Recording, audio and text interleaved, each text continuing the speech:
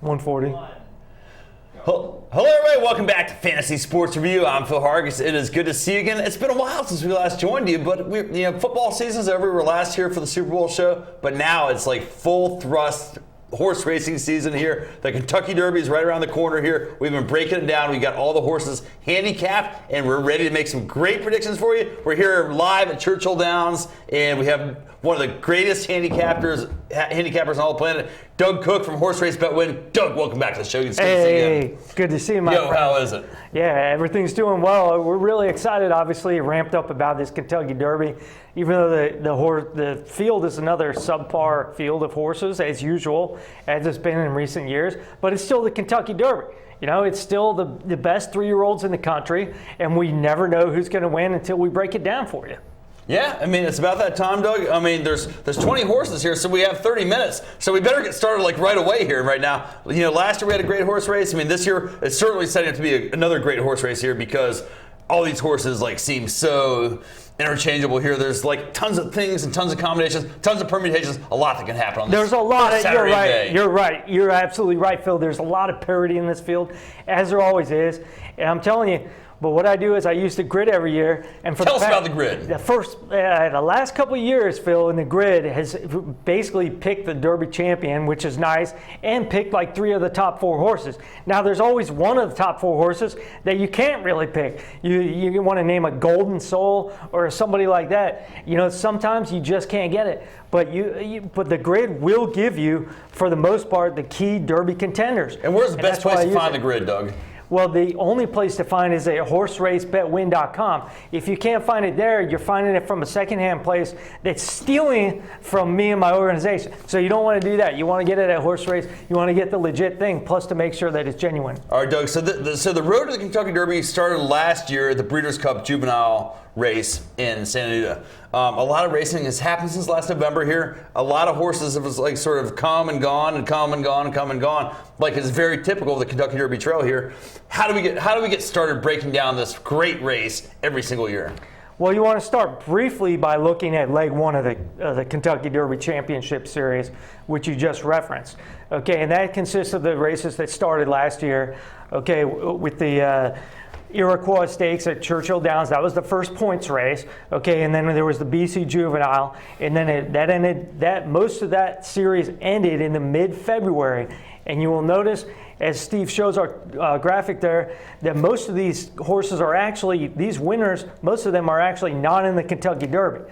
So when the Kentucky Derby Championship Series really ramped up was in leg 2, starting in late February, after February 17th. Starting February 22nd, the Kentucky Derby Series ramped up, and you will see almost all of these winners in the Kentucky Derby field now, because these were the high points races that were used to determine who gets in, who qualified for the Kentucky Derby Championship. Okay, so you got Intense Holiday, Wildcard Red, Samrat, basically all of these horses, except for the UAE Derby winner, are in the Kentucky Derby, except for those that scratch. And what we're really going to focus on, Phil, in this particular show, in this handicapping series, is we're going to focus on the top 5 or 6 winners of the last preps that were run and this includes the Louisiana Derby, the Grade 2 Louisiana Derby, and the rest of them are Grade 1s. The Wood Memorial, Santa Anita Derby, Arkansas Derby, Bluegrass Stakes, and these are going to be what I think are going to probably going to determine the Kentucky Derby champion.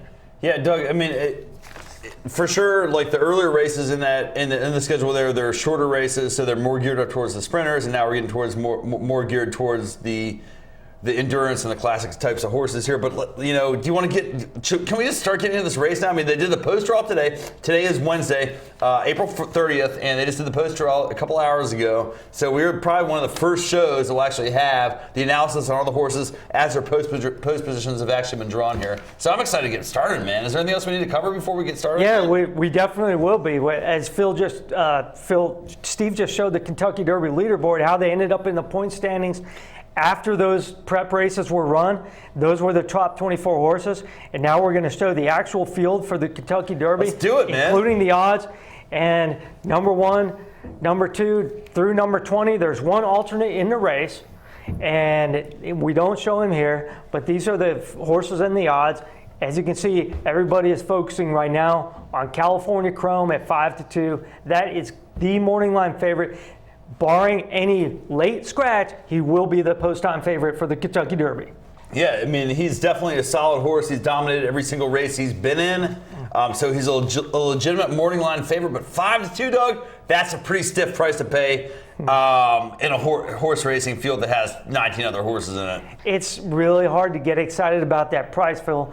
Wait, if you're just excited about the horse, if you're one of his connections, or if you're somebody that just likes watching horses run around in a circle, California Chrome will definitely get you excited because he will run around the oval as fast as anybody you've seen. He's blown away the competition in his past 4 races by 5 or more lengths, and there is no chink in his chrome right now. Yeah, I mean, there are probably questions. Let's go ahead and start talking about California Chrome. I like to go in these in order normally and start going through there 1 through 20, but you brought up California Chrome, so we'll start talking about California Chrome right now.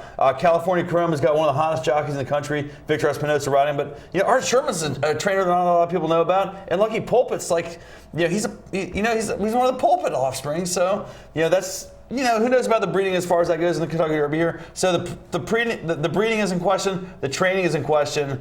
He's had 4 very dominant races here. But isn't this guy kind of bred to sprint, Doug? I mean, can this guy get it done in the Kentucky Derby? Well, it's hard to tell, Phil. Nobody really knows for sure. But what I've seen is from California Chrome is that he's dominated his competition in the past 4 races.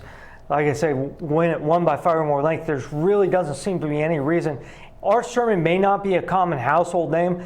Neither are most trainers in this Derby. I mean, most people, like regular run-of-the-mill people that don't watch more than one Kentucky Derby, that's the only race they watch per year or so forth, may have not heard of more than Bob Baffert or Todd Pletcher or a couple other names. Art Sherman is actually a very qualified trainer. I don't doubt him at all in his readiness for California Chrome. The only thing I can doubt about California Chrome is his California competition. But we're going to get to that in a minute. Yeah, and that's going to be a tough one to try to break down here. So let's go back to the way things started here. Let's go back to the start of the post position draw, Doug, here. And the number 1 horse was Vickers in trouble here. And Vicker is in trouble with that number 1 post position, isn't he? Well, yeah, and if you looked at when they drew that actually as the first post position in the draw, which is unusual because they draw it out of a hat. It could have easily been number 20 or number 17 or number 10, but they drew the number 1 out of the hat first, and it was Vickers in trouble. And if you read the body language of Rosie Napravnik, she basically collapsed in her chair, and she did like a big, heavy sigh. She did actually twice. She was like, kind of collapsed right there in her chair. She's pretty tough. And she's a tough little jockey. But she knows she's got her work cut out for her, especially a horse like Vickers in trouble. I think a legitimate contender in most respects. But I think it's a horse that has to get to the lead to actually win the race, as has proven by all 5 of his career races. And I think Rosie knows that. And I think she knows that she's going to have trouble doing that from the 1 post. Well, she'll have some stable help there, though, from Michael Maker there in the second slot there. You also have Harry's Holiday there. I mean, that's going to be one of someone. So he might be able to, veer off to the right there and maybe give her a little bit of extra space there, take advantage of that rail. That's actually very beneficial there that I think Maker has Harry's Holiday, one of the longer shots in the field. The probably doesn't have any shot at all to win this race, right there to her right. Yeah, it might have something to do with it, and there's definitely we're going to get into this a little bit more detail, but there are a lot of early running horses in this field, including Vickers in trouble. So if they could get that horse, if she can get that horse to rate, if they do get trapped on the rail and just have a nice, safe, Calvin Bow rail type of trip, it may work out for the better for this horse because there is a lot of speed in this race. And that speed could burn itself out. And if Victor in trouble is not part of that speed duel, could have a legitimate chance. Yeah. Again, here, speaking of speed horses here, Uncle Si is going to be part of that speed scenario as well. So you have a very interesting scenario here with those top 3 rail horses there too. Uncle Si, this is definitely a speed horse. He's going to be the early pace setter. But that's really all there is to get excited about with regards to this horse, I think. Yeah, I don't see Uncle Si really lasting for more than a mile. He's shown from his previous record that he's only lasted for more than a mile once, and that was a mile and 70 yards in a maiden race. Did really well in that. He is consistently mediocre. Consistently goes to the front, and does his thing. And once he got into the graded stakes competition, consistently started fading towards the end, second or third. Still not that bad. Fifth in the Wood Memorial. I want to see better than that in his Grade 1 competition, but it's probably not going to happen. He's probably going to fade. You add another 2 furlongs to this race, and he's going to fade even more. That's what's going to happen. It's just interesting the way those first 3 horses kind of set up there on the rail there. But then we start getting into the legitimate contenders here. But then we got Danza. Like Danza, there, comes out of nowhere to win the Arkansas Derby. 41 shot, jumps in there, wins that thing, kind of crushes the race, and all of a sudden he goes from a 40-1 to a kind of a 10-1 Kentucky Derby morning line choice. Yeah, it's really odd to have somebody actually have 1/4 the odds in the Kentucky Derby that they did in their prior prep race. I mean, it's almost unheard of, but he did it all in the Arkansas Derby. And like we were discussing before the show, Phil, we're going to see this from 4 out of the 5 top 5 big prep champions, is that a lot of them are kind of one race wonders in the respect that one prep that got them into the Kentucky Derby, that one Grade 1 race that got them into the Kentucky Derby race, that was really by far the best race, and the rest of the races were marginal by Kentucky Derby standards. But Danza came up after only 3 lifetime races. He had a great Saratoga Special last year, and if you extrapolate and interpolate from that race, he goes up from that, and the next logical thing would be probably an Arkansas Derby contention or a victory, but instead he went down in an optional claiming race at Gulfstream Park, and he basically sucked. He lost by 7 lengths, and then comes back 2 months later, or a month later rather, 6 weeks or so, wins the Arkansas Derby in handy fashion. If he repeats that race, he's definitely a contender in the Kentucky Derby. There's no doubt about it. I mean, that race is basically, by all the speed figure combinations, it's only second best to California Chrome's Santa Anita Derby. So, if he repeats that race, the question is he going to bounce back downwards, oscillate again towards a subpar race? All right, now, Doug, I know that you're friends with Joe Bravo. Has Joe told you anything about how the horse is going to do, or how the rod's going to go, or anything like that? Joe hasn't told me anything. In fact, come on, get on it, man. If he did, I couldn't tell you anything that he said. But I know that you can see the public interviews. Joe is comfortable with the horse. You're such a politician, dude. I haven't been to his annual party in a couple years, so I can't tell you exactly what he's thinking. But I can tell you this much, that he is very comfortable with this horse. He would not jump this horse for anybody, and I think that this horse is definitely a contender. Has the Raise a Native sire line. We're going to get into that in a minute too. All right, next up was California Chrome. We already talked about him. I mean, obviously, he is the strongest contender in the field. He's going to be hard to beat. I mean, if he runs his perfect race, he's going to win the race. There's no doubt about it. He's the best. There's really no marks against this guy. He dominates everything he does. The only thing you can really worry about here is he's born to sprint, and we've said enough about this guy. I mean, he is the favorite unless something goes wrong. Yeah, it's. He almost reminds me of I Want Revenge a few years ago. And I Want Revenge actually scratched from the Derby before running, and I hope that doesn't happen to this horse. But I think that's the only way that he's not going to win.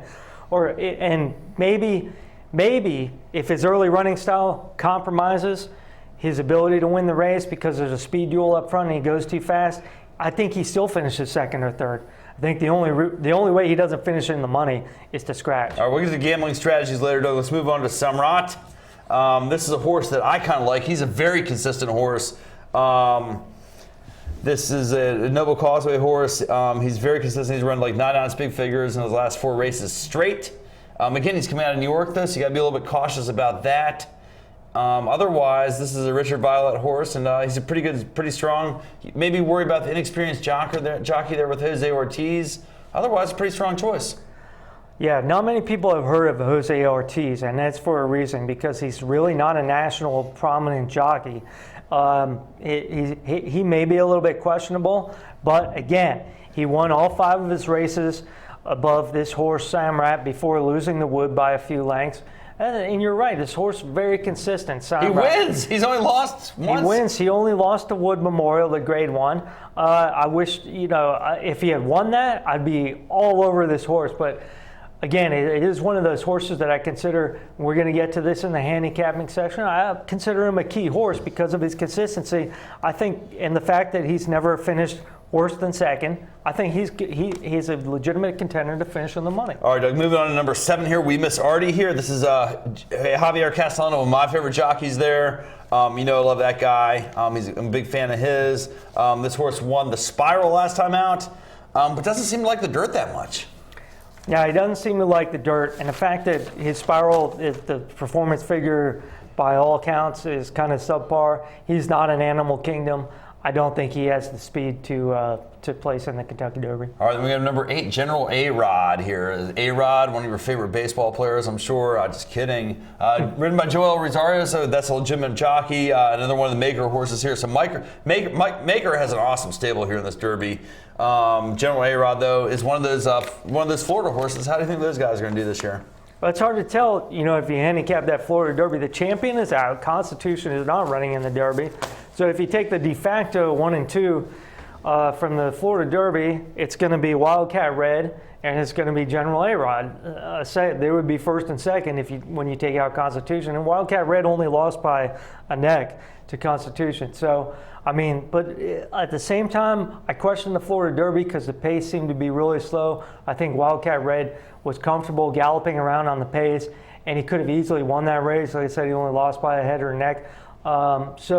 It seems like it was kind of a slow race, in my opinion. Yeah, so, the Florida horses are always like, you never really know how they're going to perform when it comes Kentucky Derby time. This year is definitely no exception here. We'll talk about Wildcat Red here soon, but moving on to post position number 9, Doug. This is Venceremos. Now that's a very exotic name. This is from the connections from WinStar and also Todd Pletcher here that brought you the winning Kentucky Derby combination of Super Saver a few years ago here. But ridden by a less experienced jockey here, Joe Rocco Jr. But pioneer than all this horse looks like it has all the elements in front of you that you would want of a Kentucky Derby racehorse. Except for the speed. I just haven't seen much speed out of him yet. I like the running style. I like a lot of things about it except for the performance figures. Yeah, they're very low. The 67 last race, obviously that was on the synthetic over there at Keeneland here, so you can kind of throw that out, I think. But otherwise, if you throw that last race out, he's never been worse than first or second. That's correct. In that Florida circuit, we were talking about like Tampa Bay, down in Tampa, that is some weaker competition down there. The Tampa preps are typically subpar. They typically are. That's why one of the reasons I'm not going for them. All right, let's move on here. We're ripping through these two slowly here. Wildcat Red, we just talked about in Florida. If you like A-Rod, you got to like Wildcat Red, and vice versa. They're kind of an entry almost, aren't they? Well, they are, except there's separate betting interests, obviously. And I think they both run towards the lead. General A-Rod likes to rate off Wildcat Red. They're kind of like stablemates in that respect, like you said. And I think that may happen in the Derby. Like Wildcat Red may be one of the pace setters, and General A-Rod may set right off them, and they might try to go like 1-2 or 2-3 in the Kentucky Derby. So. All right, dude. Opportunity here. This is a horse that I'm really excited about. Opportunity is a Baffert horse. It's a Mike Smith horse. Any given Saturday is a pretty good breeding line on him. I'm really excited about this Opportunity horse. I think he's running pretty solid out there. Getting blown out by California Chrome, but if you're getting blown out by somebody, it might as well be California Chrome. And if California Chrome can't fire on this Kentucky Derby day, I think Opportunity's got to be your choice. Yeah, you could be right. Opportunity's done nothing but finish second to California Chrome. He was first in the Rebel. He did finish fourth in the Risen Star. He probably didn't like that service too much. But again, that was like one of the early races. He didn't even race as a 2-year-old. All 5 of his races are this year as a 3-year-old, as a quote 3-year-old. So, this is a horse that you do have to give serious consideration, especially given the pedigree and the race a native sire line. All right, Doug, moving right along to number 12 here. This is a horse I really don't want to talk about at all, but I know you got to. This is Dances with Fate. Yeah, Dance with Fate. I don't know if you want to talk about him or not, but I don't want to talk about him at all. But again, He's off my list. I have to mention Raise a Native Sire line, and I have to mention the fact that he did win his final prep. And again, he may be one of those one race wonders like we've talked to before, but he did come from behind in a relatively mediocre pace in the Bluegrass. He does have Raise a Native Sire line. I have to be honest. Doug, you've got to be honest here. You always fall for those one race wonders in the Kentucky Derby. And there are a bunch of them this year to fall for. You're doing a pretty good job of doing it, man. But let's move on to Cheeto. This is a horse I know you don't like, but I do like a lot. Cheeto. I don't know how you pronounce his name, but I do like the horse. Cheeto is what I'm going to prefer to call him. Cheeto like a Cheeto, the eat an orange-flavored snack chip. Great horse. This is Baffert horse, Martin Garcia. Henny Hughes, remember Henny Hughes from back in the day? Great, 3 out of 4 wins. This is great. This is a horse, dude, I'm getting pretty excited about. Let me go find his chart here. Somewhere it's buried in here. I know it is. It's taking me way too long to find. Here we go, Cheeto. He's first or second in every single race. He's won by a couple of lengths here. He's been solid. He did go out to do that Sunland Derby thing out there in New Mexico, so who knows how that's going to work out for him. But I think this horse can run a great race here, man. He's fast. He's got a 103 speed figure for Briss in his last race, and it's Baffert, so he's got a stablemate. So I think he can do it, man. I think it's pronounced Shitu, and or Shit You. Will you watch your language? This is something TV, like dude. that. I'm just giving my pronunciation. But anyway, yeah, his Sunland Derby was great. And I like the fact that he came back after getting passed. The charts do not show this. He actually got passed in the stretch. All right, by Midnight Hawk, and then he came back and won that race, and he won it pretty well by a couple lengths. So I do like that. It was a fast pace in that race, and if he does that again, I definitely think he has a good shot. All right, dude, medal count here. This is the 14th horse. I kind of like this horse. His speed figures are improving. It's a Romans horse. It's an Alvarado horse. He's at the bottom of my legit contenders. But yeah, probably you're going to hit the board with him at best. He's probably not going to win, but he'll be in the top 4 to 8 horses probably in this race, don't you think? No, I don't really have any, no. All right, so that's fine. Tapiture, Doug, this is a horse I know you're excited about. I'm not that excited about him, but I think he is He's won at Churchill Downs. I think he is a key horse. He does have strong Churchill Downs backgrounds. He had a 3rd place in his maiden race, and then he actually broke his maiden in a stakes race, in a Grade 2 stakes race at Churchill Downs. How good is that? He actually broke his maiden in a Grade 2 stakes race. So yes, he does have some good Churchill Downs background. He is consistent, that's pretty sweet. and I consider him a key horse for the Kentucky Derby. I don't think he's going to win. I think he will finish in the money. I really do.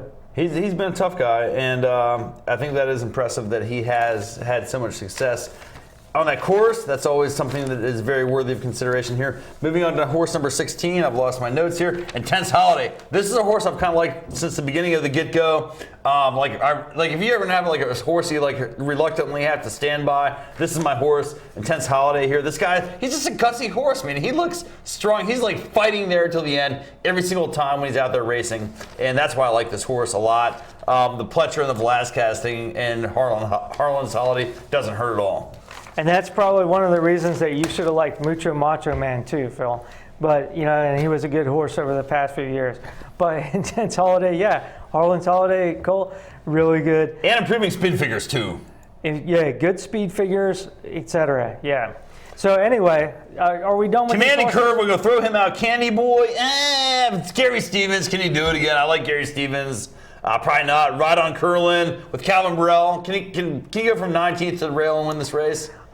He did with Mind the Bird, right? The thing about this is the Ride on Curlin is that it's Raise a Native Sire line and it's Calvin Burrell. So anything can happen. It wouldn't really shock me if they hit the board. I don't think they'll win. The number 20 slot, Wicked Strong, is filling in for Big Brown. This horse is one race wonder at 8-1. Isn't that kind of ridiculous?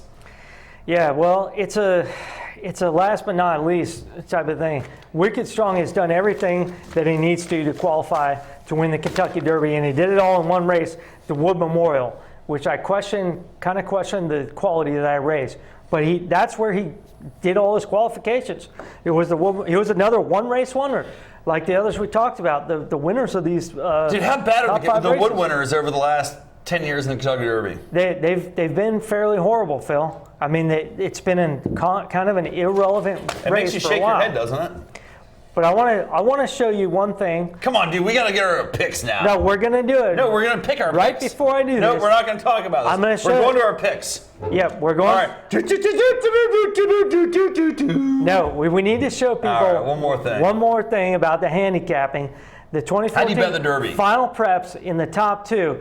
You have to keep in mind that of the 19 past Kentucky Derby winners, all of them except two finished top two in their final preps. And those are the horses right there. And as we pointed out to the stars with the asterisk right there, those are the one race wonders that actually did that one race wonder in their final prep, but they did finish in the top two. So if you want to cut the field in half, there you go right there. All right, Doug, I'm what confused. are your picks? Are we going to go to my picks first for once? I finally do my Yes. first picks? You get your picks Man, first. I don't know which one to pick first. I'm kind of the stubborn old dog that I picked Intense Holiday from the get-go, so I'm kind of sticking with Intense Holiday, so he's right there. I love Opportunity with Mike Smith. He's a great pick. And then Cheeto and Vince Ramos. I think one of those four will be your Kentucky Derby winner. And then you can throw some of those other horses in.